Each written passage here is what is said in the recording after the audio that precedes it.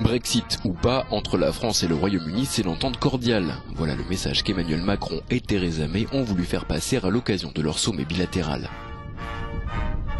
Au sujet du contrôle de la frontière à Calais, un nouveau traité a été signé. Londres augmentera de 50 millions d'euros son aide financière à Paris, la surveillance incombant essentiellement à la France depuis que les accords du Touquet fixent la frontière de son côté de la Manche.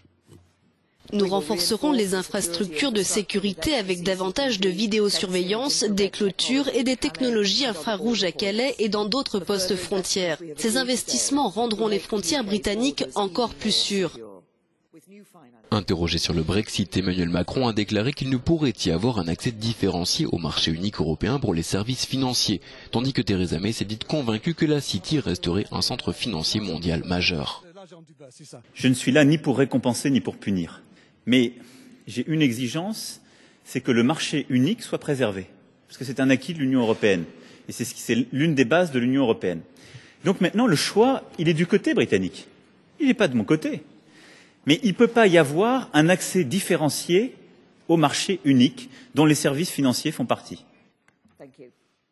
Les deux pays veulent aussi resserrer leurs liens en matière de défense. Londres enverra 3 hélicoptères de transport au Sahel en soutien aux troupes françaises. Sur le plan culturel, Paris et Londres veulent lancer un programme d'échange d'œuvres d'art.